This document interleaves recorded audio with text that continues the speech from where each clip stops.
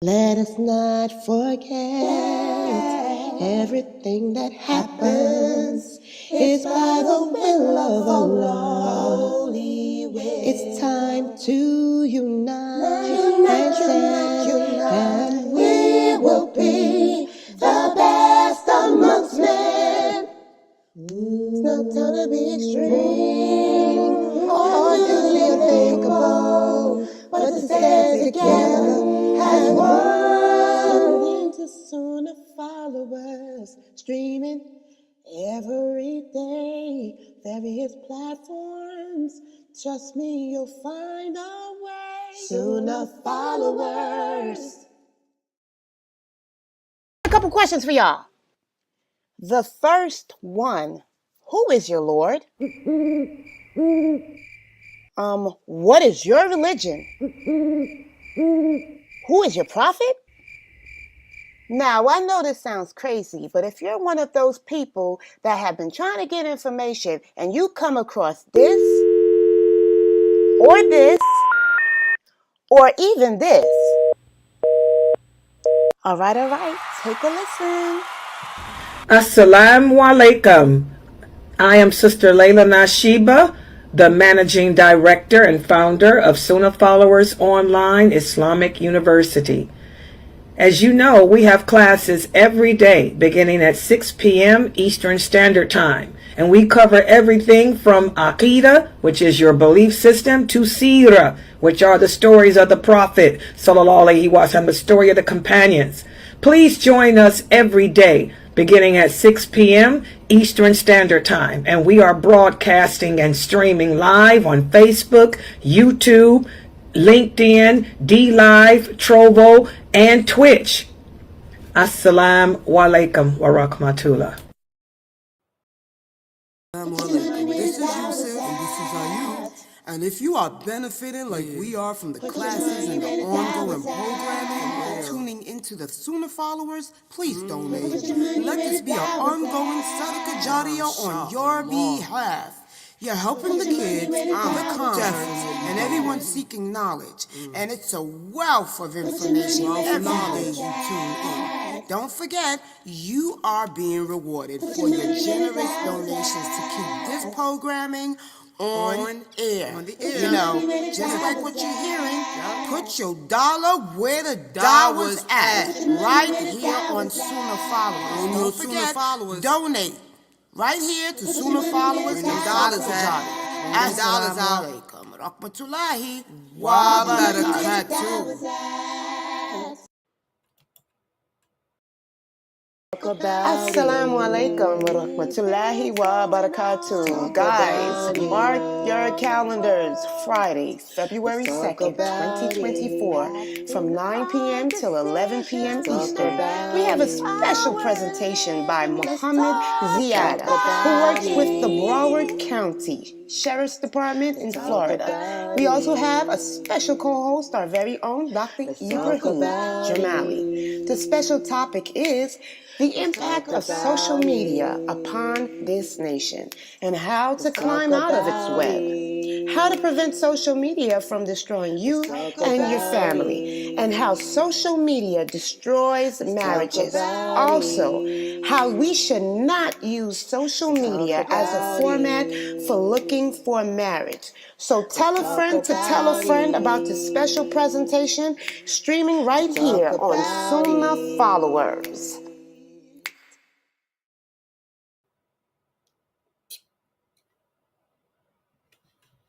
Okay, inshallah. Wait a minute. Finally, hold on. Yeah, I've been getting a lot of complaints from the people, and I saw what y'all were talking about. You have to remember, I'm streaming on different programs. Now, Sunnah Followers looks right for you guys on that I'm streaming to, right? Yeah. Yeah, on the Zoom room, I want y'all to remember I'm using different platforms. On the Zoom room, I have to turn it the other way. But since I'm not streaming on Zoom, I'm streaming all on these other platforms I want to thank the people for letting me know. So people in Zoom, don't message me about it being backwards anymore, because I have to do it this way for the streaming program, because I have the mirror effect with them too, but it's a different than that. So I'm surprised all this time none of y'all in Zoom told me that I was backwards. So the videos were looking kind of messed up. I was wondering why when I do my broadcast, I'm like, why is Sunnahfollowers backwards when I got it right on Zoom? So I'm glad that you guys let me know that it was. So the heck with Zoom. I'm using Zoom as a platform just for the students to stream with, but what counts is what you all see, because you all are the people I'm streaming to. Okay, so it's not backwards for any of you now, right? I'm looking at my cell phone. My cell phone is perfect. What about the rest of you? No, you good. So yes. Why come y'all didn't tell me, Mina, about all this time? I was wondering why every time I make videos, everything is backwards. Y'all should have told me to fix that. On the ones that you had before, it was backwards in the Zoom, but you looked good on YouTube. I didn't see it was backwards on YouTube. I didn't either. Oh God, girl, they told me it was just backwards. Now look at YouTube. YouTube looks fine. Well, you ain't on YouTube, Sabrine. I know, but they on YouTube. Look, I see. So they that. See the Sunnahfollowers online, and the address shows up on YouTube. Oh, I didn't see that. But see, this is how it was before. If I do this, y'all just sit for a second while I do this. Oh, I clicked on TikTok. Too many programs. Hold on, let me go to Zoom. If I make it right for y'all, it's not right for the streams, because I didn't find it out until I made the stream today about the website. What's the other way? See, this is right for y'all, but it's backwards when I'm broadcasting. Let me see how it looks on YouTube now. See, look on YouTube. See how it's backwards? Yeah. Yes. Y'all did not tell me this. And all those videos I've made for the past 2 years, for the past year, are backwards. So forget about Zoom. I don't want nobody texting me about Layla, because y'all confuse me and throw me off my game. We have to be more professional. I'm all about professionalism, and all my videos are messed up because of that. So I got to go back and redo all my I got to do all my backgrounds. So that's what I'm going to work on tonight, redoing all my backgrounds to make them face me and not you guys in Zoom, because the stream's not going to take y'all up. Okay, so let me... Am I back in here? Okay, it's right now. Is it right now on YouTube? It is. It says Sunnahfollow me, make it bigger. Y'all see Sunnahfollowers online, and y'all see the symbol and the SO at the top. Okay, see. Yeah, so just remind me, y'all check that for me, because I got to redo all my backgrounds. I got to do them all over and just change it around this way. Okay.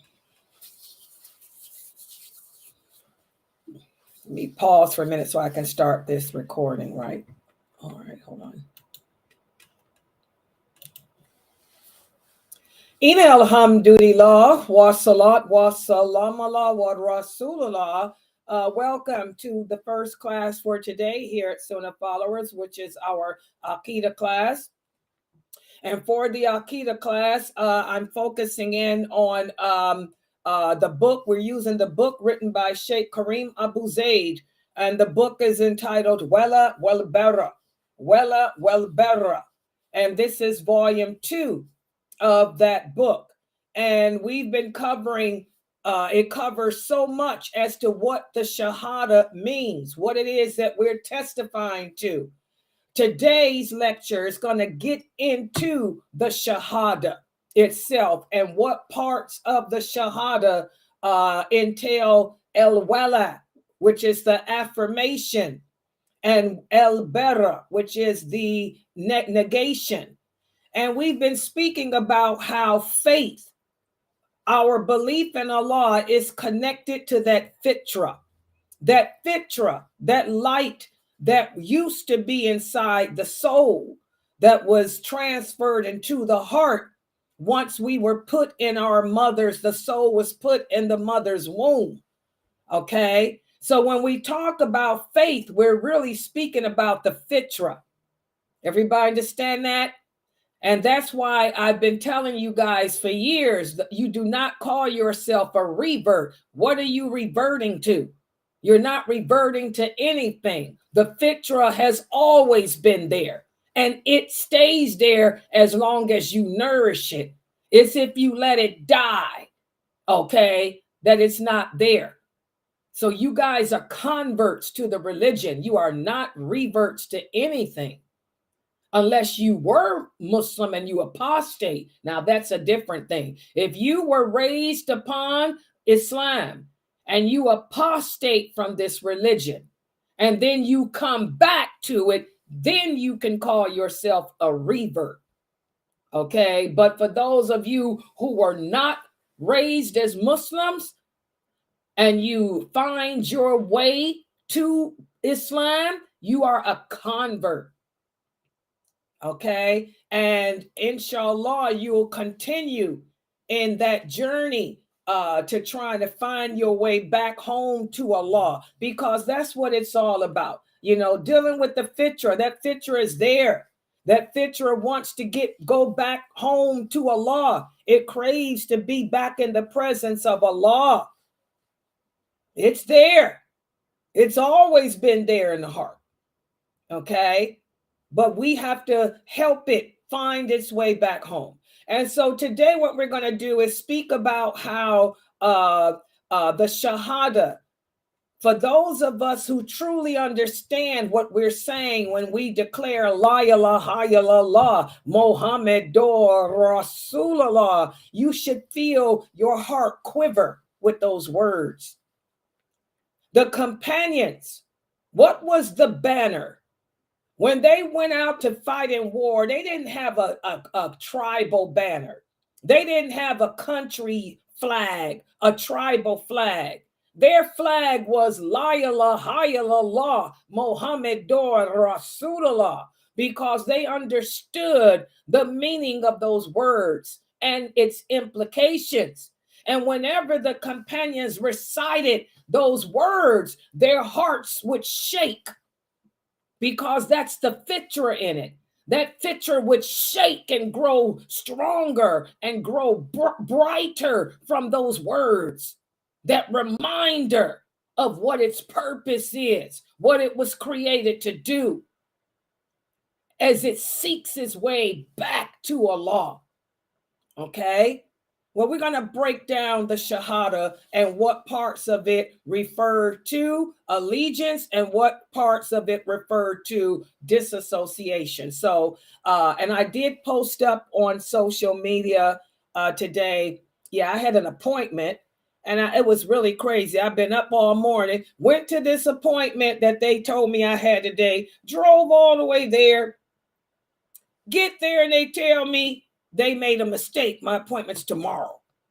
I had to take 2,500 milligrams of penicillin before I went there. And now I got to take 2,500 milligrams more tomorrow. So that's what? 5,000 milligrams of penicillin I'm going to have in my body. And I don't know what it's going to do to me, you know, but because they mixed up my days. And I told them, I said, is it safe for me to take all that penicillin again? They say, oh, yeah. They said, but being the hypochondriac that you are, you ain't got to worry about getting sick or getting COVID. That's for sure. They thought it was a joke. I didn't think it was funny. But, you know, so subhanAllah, you know, I got everything together. I'm glad I did stay up all night getting all those videos prepared so that we can go into detail about today's discussion. And I did post the pages up. Today we'll be covering in volume 2. It seems like we're doing just 2 pages a day. We'll be covering pages 62 through 64. So when I put the PowerPoint up, you know the routine. Make sure you take screenshots and print the PowerPoint out at the and when we're done. So and staple it together and attach it to page 62. Okay, so let me take everything down so you guys can get the full screen. And I don't know what happened with my for some reason I can't remember my password. I didn't log into Instagram. I don't know how I forgot my password, because I change it about 50 times a month. So now I got to figure out what my new password was and make another one. So I don't know if I'm streaming on. Am I streaming on Instagram? I probably am not. I'm not on Instagram, am I? Anybody know? Well, if I'm not there, just that's why. No, you're not. Yeah, I forgot my password. I just changed it and forgot it. So I got to change it again after I have to put all that security on. I got about 5 levels of security on my accounts. All right, so let's see. Let me take this down and I'll fix that. I'll get a new password when I get done here. And the next class, inshallah, I'll have it on Instagram. Okay, this is coming down. Let me take this down and this down. Okay, let me make this big screen. I keep that snow in the background. It matches my clothes. You know, we got to be color coordinated. Remember, guys, Allah loves professionalism and Allah loves beauty. Whatever you do it with dignity, humility, and balance. You got to make sure we match. And you can tell this is a female website because everything's color coordinated. Hello. So keep the snow and the brown in the back. Okay, let me put this on the where is it? The top one's still up, Sister Layla. What's still up? The top. Is it? No, yes, I don't think it's still up. That's part of the new design I made. I took that down. Oh, okay. Yeah, on YouTube. Yeah, I see. Wait a minute. Yeah, that took all that down. That's the new. I had to make a new thing because everything was backwards. That's just the design I used. Okay, so it won't, but the PowerPoint's going to cover it up because it's not this. All right, let's see. Hold on for a second, guys. What happened to the PowerPoint? Hold on. Here we go. We got a problem. PowerPoint's not showing up on my desktop. Not now. Let's try it again.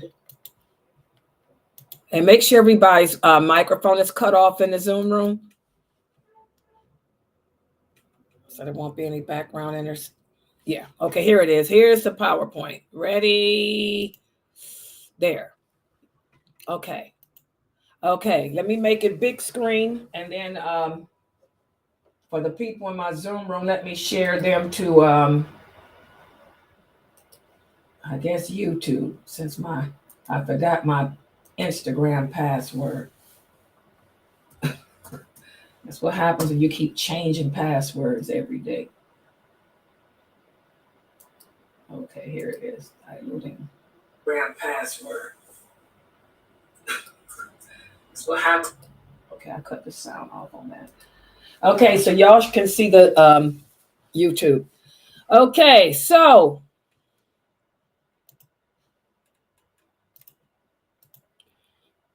today we're going to be covering pages 62 through 64 of volume 2, Diluting Wala Wal Bara, the Unveiled Trilogy by Sheikh Karim Abu Zaid. There's his picture, so you guys know who he is. Okay, and this book is going into great detail about the Fitrah and how that Fitrah is seeking its way back to Allah and how we can nourish it. Yesterday, we spoke about how faith and the Fitrah work together. Today, we're going to speak about how to keep the Fitrah burning through the Shahadah, which is very important. All right, let's look at the first page here. This is page 62. The Shahadah, that is our testimony of faith. Those are the words that we pronounce that brings us into the folds of Islam, guys. And we also renew that declaration every time we make salat. When we make salat and recite the tashahhud, you are renewing that declaration of faith. What are we saying? We're saying that we testify that there is no deity other than Allah and that He alone is worthy of worship. And we're also testifying that Muhammad sallallahu alaihi wasallam is His last messenger. Those are the words. But the words go deeper than that because we're also pledging allegiance. That's el-wala. We're pledging allegiance to Allah, allegiance to the Prophet, and allegiance to the religion and each other. And we're also pledging el-bara, which is we will distance ourselves from anything that opposes Allah, opposes the Prophet, sallallahu alaihi wasallam, opposes the deen, or opposes the people, the followers of it. That's our Shahadah. And if we truly understood what we were saying, it holds a lot of transformative potential. It could help you transform from a bad person to a good person. It can help you transform from a person who's been living your life, giving in to the inclinations of the soul, and instead cause you to finally fuel your fitrah. And it's all about understanding wala wal bara, the loyalty and disassociation that we have to have when it comes to things in this world. Okay? So let's talk about el-bara, disassociation. By the way, this is a pillar of the Shahadah. You all should know that. We talked about this in volume 1. El-wala is a pillar of the Shahadah, and el-bara is a pillar of the Shahadah. There's pillars to the Shahadah, just as there are pillars of the prayer. There's pillars of the Hajj. There are pillars of all of that. When we talk about pillars, that means what? That means these are the things that we must do. These are the things that we are obligated to believe. You understand? Pillar means the action or the deed is not accepted unless you do that action or believe in whatever that belief is. So, disassociation is a pillar of the Shahadah. And what does it encompass? It encompasses separation and clarity. What does that mean? That means I'm going to separate myself from anything that opposes Allah, opposes this religion, and I need clarity when people try to introduce something new into it. Y'all understand that? I need clarity to assure that what the person is saying is true and they're not introducing something new. Y'all get it? I'm trying to break this down in plain, simpler terms for you. For example, if someone tells you that when you make salat, you have to twirl in a circle, I need clarity on that. Give me the dalil. That's the clarity. If someone tells you it's haram for you to pray with your nails painted, I need clarity on that. Give me the dalil. Give me the proof that because I have paint on my fingernails, I cannot pray. So disassociation, that's that pillar. It embraces separation. I'm going to distance myself from whatever opposes what Allah says or what the Prophet Muhammad said. And I need clarity. Clarity. When you come at me telling me what I can't do, or should do. You guys understand? Whenever somebody tells you what you should do, Where's the dalil? Where's the clarity? If somebody tells me what I cannot do, where's the dalil? Where's the clarity? That's al-bara. I hope I broke that down. And a great example to us as Muslims of this pillar is Prophet Abraham, alayhi salam. Allah mentions him in the Quran. He tells us in the interpretation of the meaning, and tell them, O Muhammad, that when Abraham said to his father and to his people, indeed, I am disassociated from what you worship. This is al-bara. He refused to be a part of worshiping idols. This is al-bara. This is a pillar of belief in Allah. I disassociate from that, even though you are my family, even though you are my relatives. What does that tell you Muslims today? Look how many of you participate in Thanksgiving.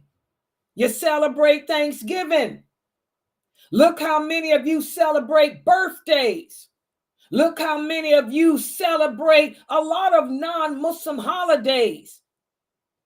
It's not about whether or not it's haram. It's about whether or not this is wala wal bara. Subhanallah, I disassociate from anything that is not a part of my way, that is not a part of my lifestyle. I'm going to disassociate from this celebration because this celebration is not a part of my belief system. Y'all understand that?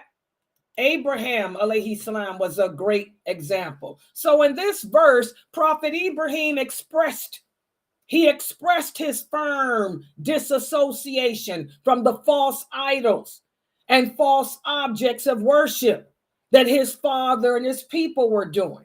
In fact, remember, he refused to go to their celebrations. You guys participate in Thanksgiving. You guys participate in birthdays. You guys participate in Valentine's Day, the 4th of July. Prophet Ibrahim refused. He said, I ain't going to your celebrations.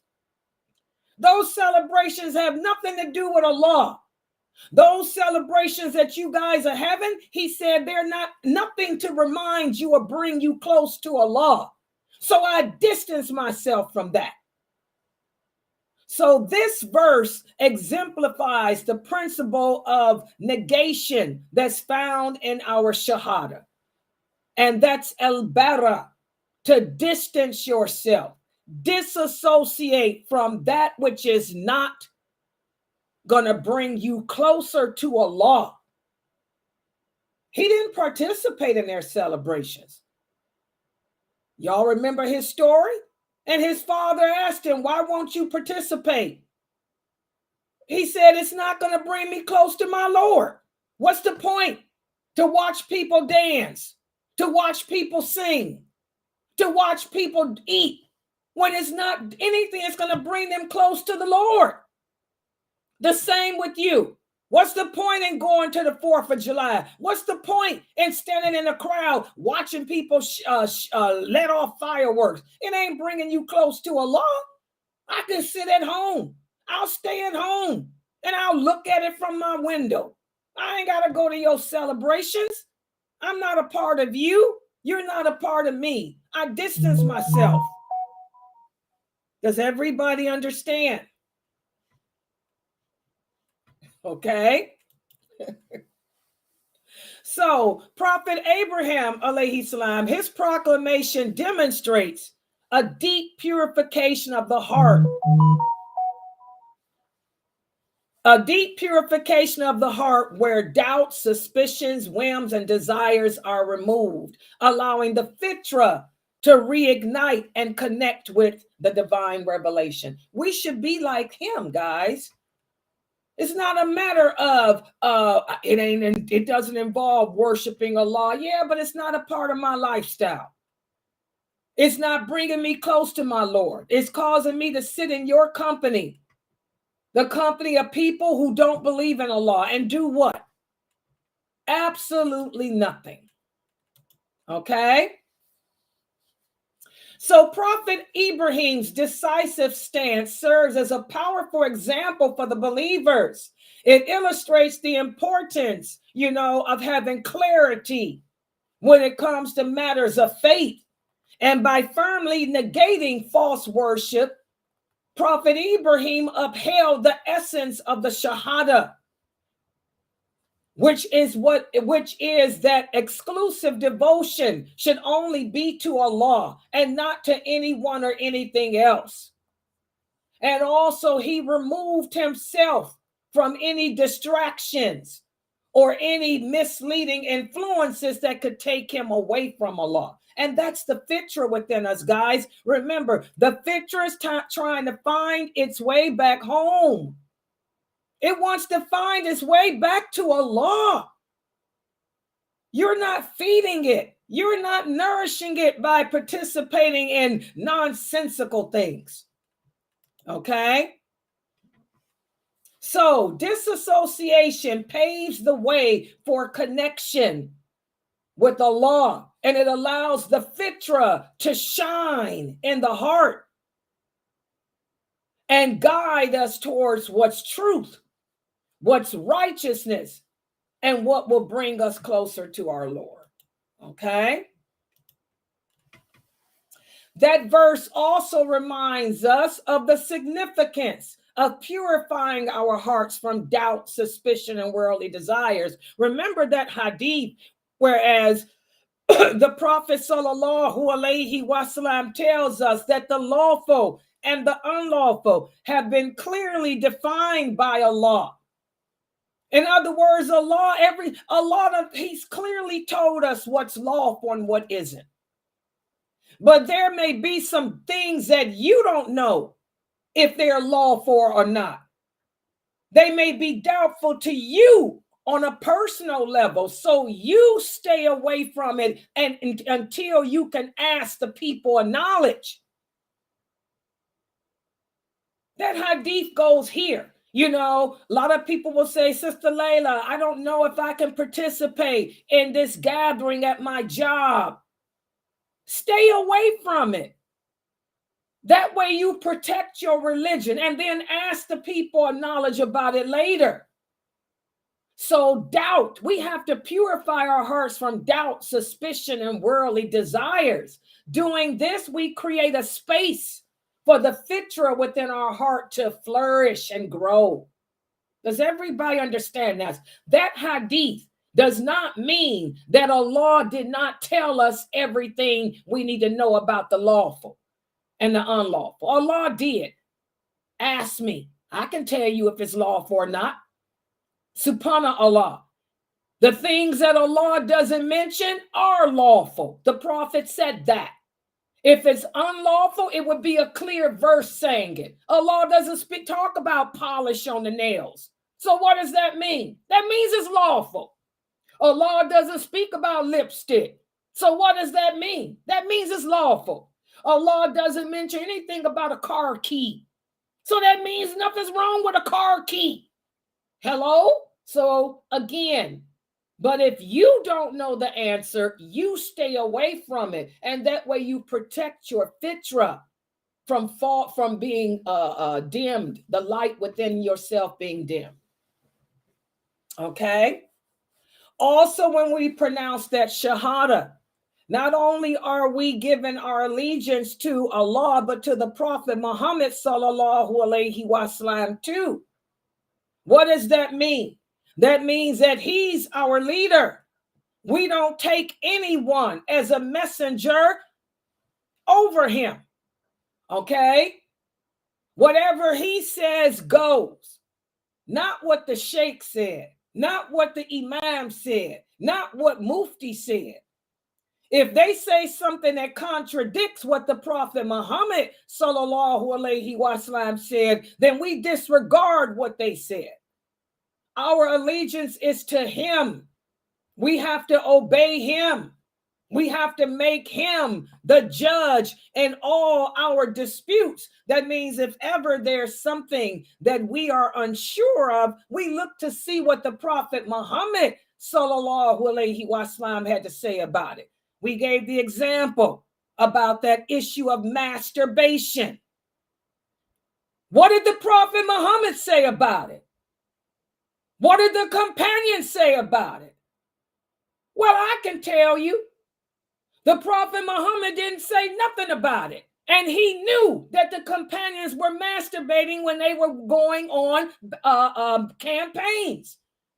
As Ibn Abbas said, he never told us that we can't do it.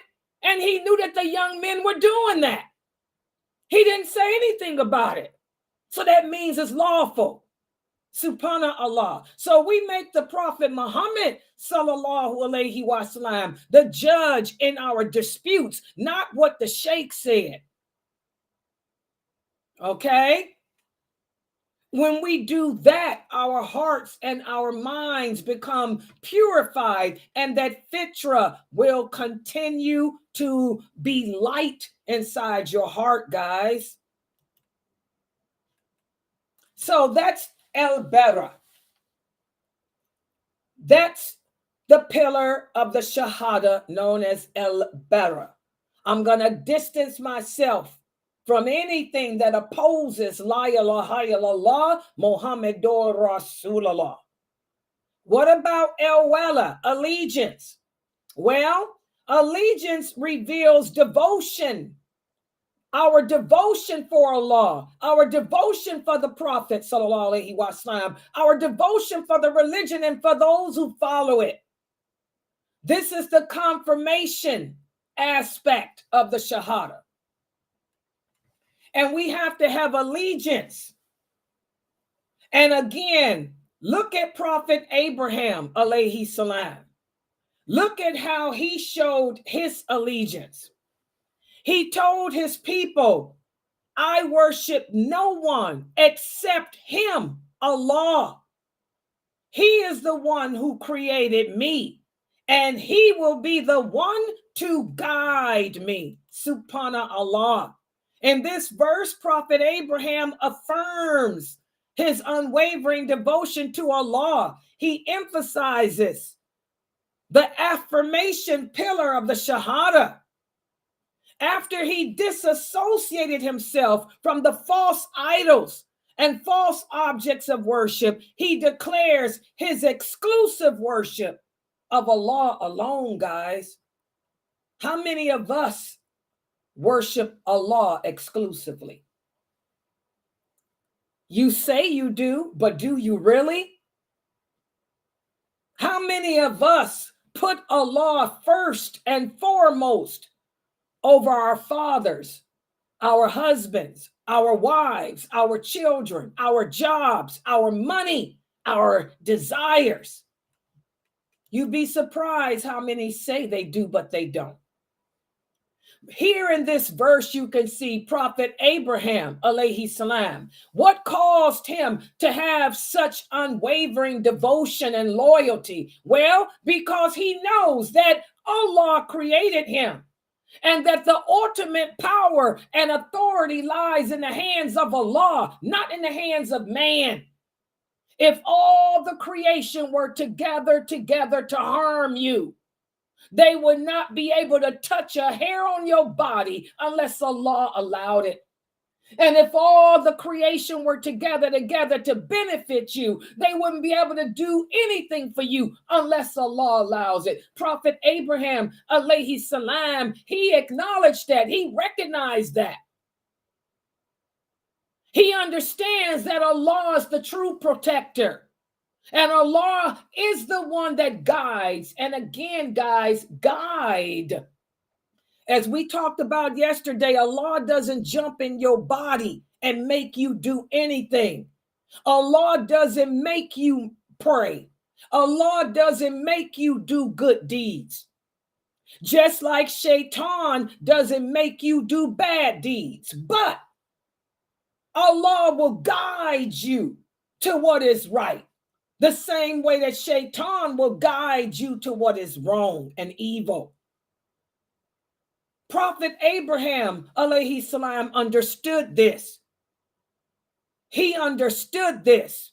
And because of this, he trusted only in Allah.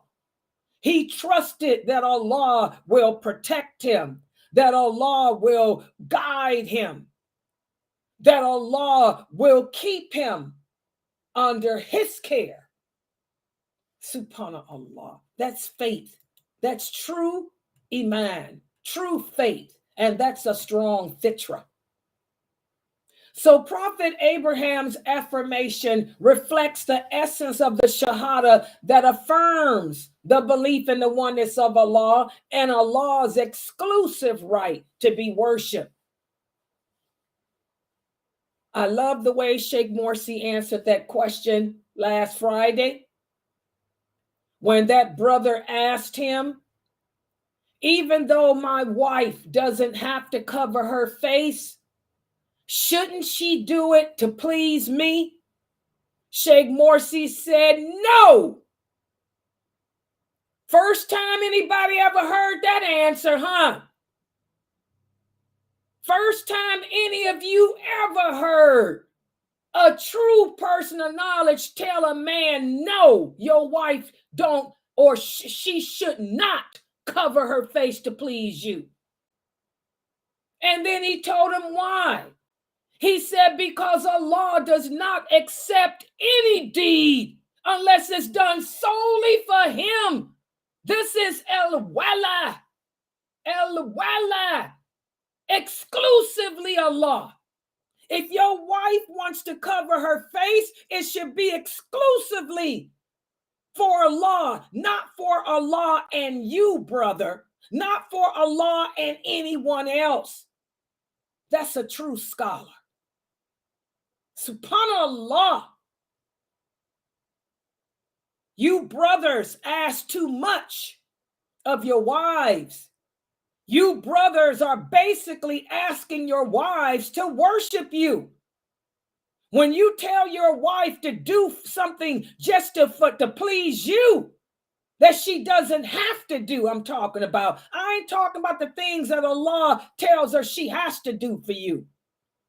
But when you come to your wife and tell her to do things that Allah clearly tells her she doesn't have to do, you tell her to do it for you, you're asking her to worship you. The same way same brothers take those hadiths out of context when y'all talk about licking pus and prostrating. We don't worship anyone but Allah. Your wife don't worship you, Aki. So don't ever ask her to do something that she doesn't have to do for you. Ask her to do it for Allah if she feels that it's something worth doing. Y'all understand that? That's al-wala, that's tawheed, that's the correct aqidah. So this verse encourages us to reaffirm our commitment to the Shahadah and its principles. It inspires us to recognize Allah as the creator and the sustainer of everyone and everything, and to trust his guidance when it comes to navigating the complexities of life. Your husband got a problem. He's going to have to figure that out. Like Sheikh Morsi told that brother, you got to learn the deen.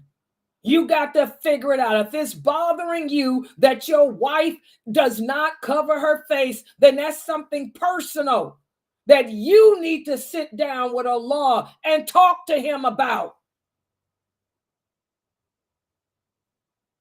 True trust in Allah, true belief in him, that's what helps us to navigate through the complexities of life.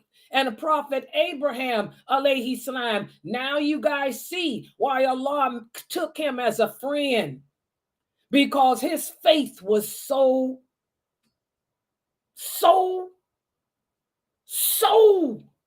magnificent to behold.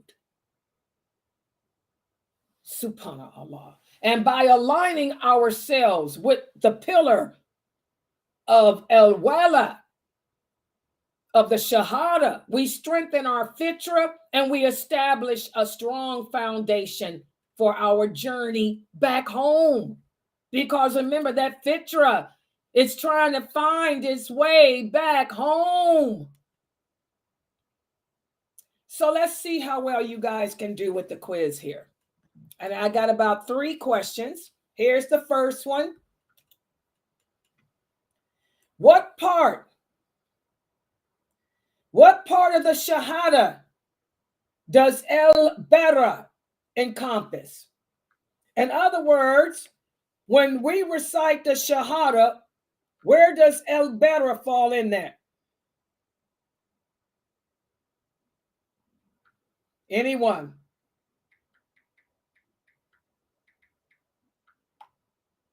It deals with the first part of the Shahada. There is no God but Allah, and that is the dissociation and embracing separation and clarity. So that's the part of the Shahada that it entails. Say it again.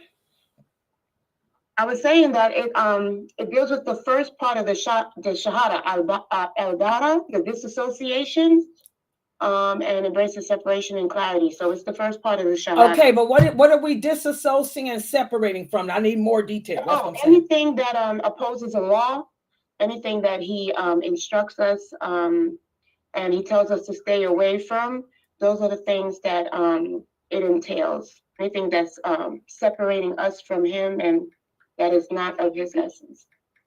You guys agree with her answer? Anybody else want to comment? Yeah, Y'all agree? I agree. Okay, alhamdulillah. Good job. So, Bara is, I disassociate from anything that opposes Allah, that opposes Islam, the Prophet, sallallahu alaihi wasallam, or the religion. Okay, what about this? Question number 2. What part of the Shahada does Wala encompass?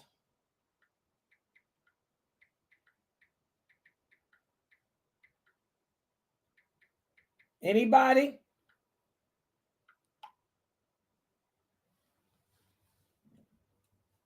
What part of the Shahada? When we do Wala, what are we saying basically in regards to the Shahada?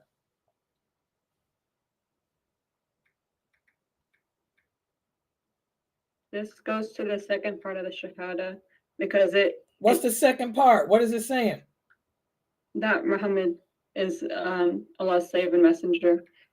And this is because if we declare like correct and true allegiance to him, we're not going to go to anyone else, besides, we're going to go to what Allah says first and then what the Prophet says second. If we have any issues or questions, we're not going to want to even deal with anyone else's fatwa or opinions because we know that it's not going to be correct. What do you guys think about her answer? Yeah. Okay. I agree. Yeah, that's good. Exactly. So Wala, my allegiance is to Allah, to the Prophet, to the religion, to the Muslims. Okay. Not to anything that contradicts what we believe, not anything that contradicts our lifestyle. My allegiance is not to anything that comes between Allah, us, our lifestyle. Good job. What about this one, the last one? How does belief in the Shahada and its implementation affect the Fitrah? This is a question of fiqh. How does belief in the Shahada and its implementation affect the Fitrah?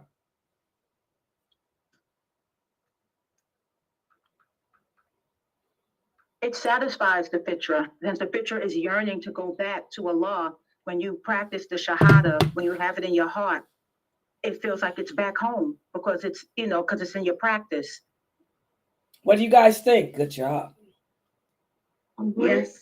Good job. I'm proud of your answers today. MashaAllah. You guys must really enjoy this topic about the Fitrah because, MashaAllah, you're getting much better in your answers. And let me see, I'm trying to come down now for the people on YouTube so y'all can see me and I can see you too. Hold on.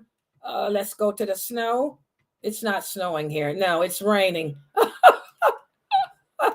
It's been raining all week. I'm telling you, rain, rain. How I wish it would rain. Okay, hold on, here I come. Okay, hold on. Okay, y'all can see it. Wait a minute. Oh, I'm working the cameras. Give me a second. Camera. Where's the Give me a second, guys. I'm gonna get a cameraman one of these days. By the way, anybody know how to stream, please. I need somebody to stream me so I don't have to be looking at all these cameras. Okay, let's see what we got here, brother Ibrahim. He said, let's see what answers he gave. He said, thank you, Sister Layla, for explaining. Oh, he said, thank you, Sister Layla, for explaining the Fitrah so beautifully in your pre-class. You never heard of it. Yeah, alhamdulillah, mashallah. Like I said, when it comes to speaking about the Fitrah, why do people call themselves reverts? Because they don't know what the Fitrah means, what it is, or any of that. Plus, they don't understand the difference between converting and reverting.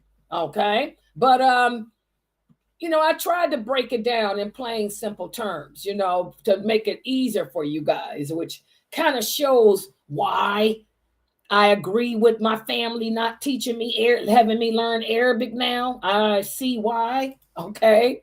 The English is so important, the English language. Let's see. Brother Marard said, if we truly believe in Allah, the more we participate, the more we practice, the more the Fitrah. Exactly. The stronger your belief system is, the more you practice your religion correctly. Okay. And that Fitrah grows. It just gets stimulated and it just, you get stronger in your faith because the Fitrah is what fuels the Iman, the faith. Your faith is fueled by that Fitrah. Just like disbelief is fueled through that soul, unfortunately. And we're going to talk about that too. We're going to talk about how to train your soul, because that's another thing too. As Muslims, we're in this battle between our heart and the soul, jihad an-nafs as they call it. But the soul can be trained. The soul is criminal by nature. It's attracted to that which is bad for it.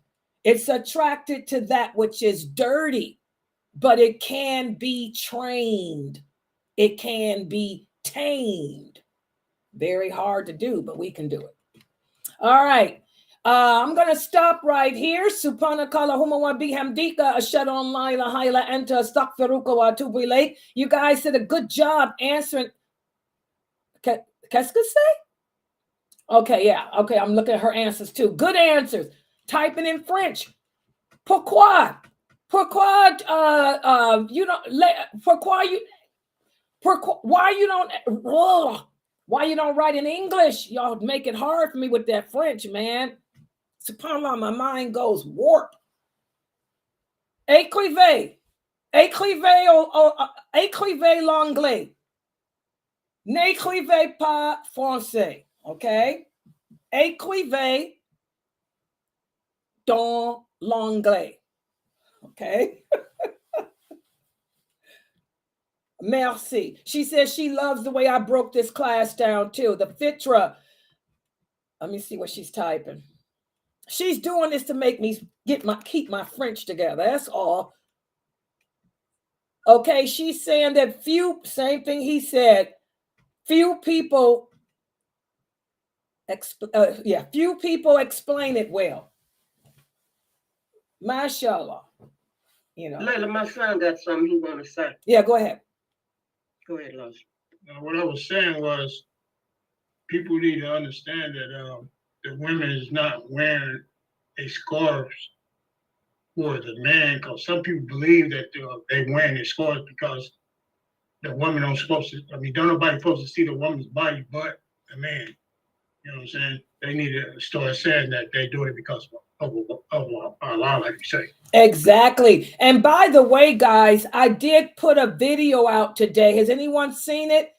It took me 2 hours to make it. Somebody asked me to do a video. It's just 3 minutes, short. It's a 3-minute of me clarifying some of the misconceptions about women in Islam. And that's one of the misconceptions.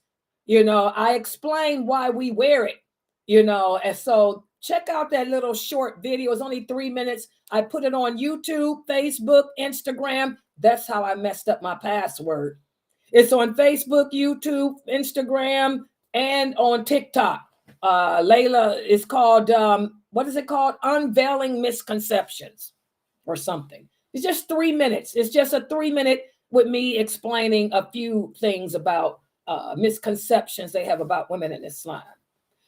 And by the way, guys, I want to let you guys know, this Friday we have a special lecture, a special Q&A. I have Dr. Ibrahim Jamali and also Brother Muhammad Ziyadah. Brother Muhammad Ziyadah, who's a police officer. They both are from the mosque down in Florida. They're going to be joining the Ask Sister Layla live show to speak about the dangers of social media. Brother Muhammad Ziyadah, he's an expert on that. We're going to speak about that. That's Friday. And also, I want to let you guys know we have another a person of knowledge who will be joining our website too.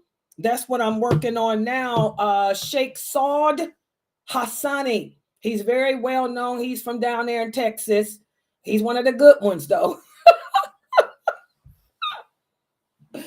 Inshallah, I'm trying to work it now. He's going to be joining our team here of Dawah. He'll probably, with his knowledge, he's also on the AMJA. He's one of the fiqh scholars on the AMJA here in America, the American Muslim jurists in America. He's going to be joining. He's joining the Sunnah followers set up here, and we're trying to work on that now. Jamali's going to set it up where he'll be doing his probably classes on Hadith. With his knowledge, I'm gonna probably have him do classes on Hadith and things like that, inshallah. And also, you guys remember Dr. Ali? Dr. Ali Shahadah, who used to teach here years ago with Sheikh Atlee. Dr. Ali and Dr. Jamali from the Aris Institute. They're going to be doing Aqidah classes like what I'm teaching because we need more Aqidah. One thing about me streaming on YouTube, people can now see how the Muslims need Aqidah in their life, how most Muslims do not understand what it means to believe in Allah. Sheikh Kareem Abu Zaid sees that. Jamali, I got the attention of a lot of the different scholars here in America, you know, and across the globe who want to be a part of this. So we're going to put more Aqidah classes here for you guys. Dr. Jamali's and Dr. Ali's will be in the mornings. So we'll be going to morning classes, guys, at 10 o'clock in the morning. We'll be adding morning classes to our setup, you know, here at Sunnah Followers. So that way you can benefit from all the different personalities that's coming in here now to help in this Dawah effort. And again, guys, we need your support financially. We are a nonprofit organization. I keep telling you guys that we have $50 in our account. $50. On the first, this streaming program is $300. Where's it coming from? Not to mention we got Zoom, $250. Not to mention all these other programs. Please, guys, I'm trying to bring knowledgeable people here. More knowledgeable people here, you know, me and Dr. Jamali, so that we can keep this, you know, try to appeal to the Muslims in the different time zones. But it takes money to stream, man. It takes money to make these videos.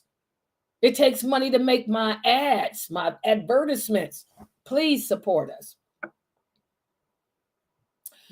Okay, it's way too early for Ramadan prep. You guys know I do Ramadan during Ramadan. There's no way I would do any Ramadan prep classes 2 months before Ramadan.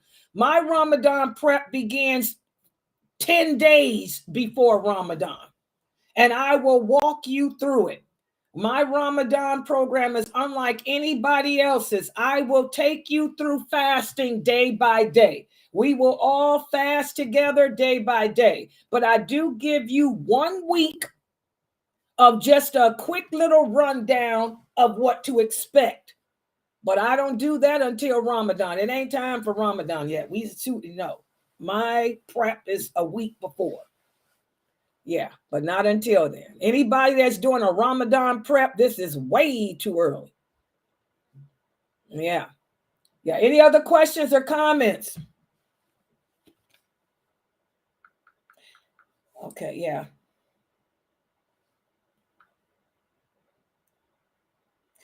Yeah, Brother Ahmad put out another.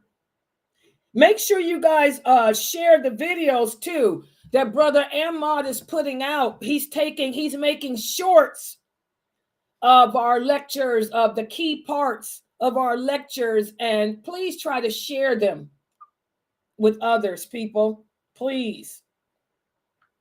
Okay, let's see what else here. Someone also asked, are animals held? Oh, no. This is a good question, though. It's not a funny question. This is a good one. Remember, we talked about how the rest of the creation refused free will. When Allah, created us, we accepted it. And the jinn accepted free will. The sun refused it. The moon refused it.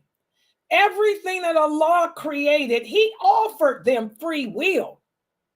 They didn't want it because they knew that if they had accepted it, they would be held accountable. Only man and jinn, we were the only creations that were stupid enough to take on free will. And that's because of our arrogance. So the only creation that will be held accountable is man and jinn. That's it. On the day of judgment, the animals will settle the scores between them and disappear. That's it. But they will not be held accountable. Allah will have the animals settle the scores between them, and then they will just vanish. That's what the prophet said. They'll just disappear. But as far as hell and paradise, whether you're going to end up in hell or not, that's us and jinn, because we were the ones that took on free will.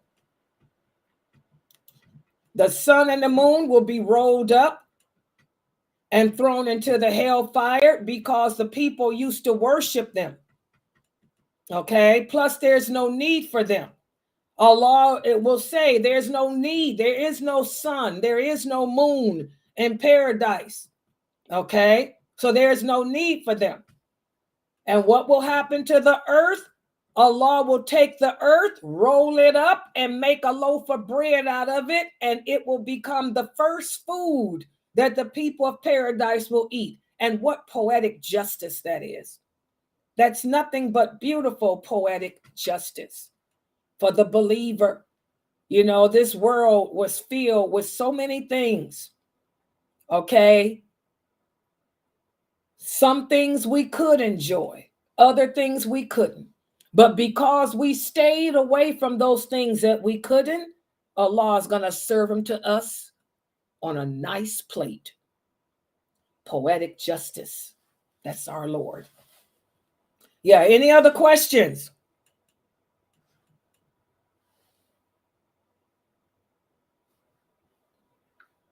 Okay, so I'm going to close out for right now, guys. Don't forget, we have the Hadith class tonight at 9 p.m. Eastern Standard Time. The people in the WhatsApp group, I'm looking at this stuff here. Yeah.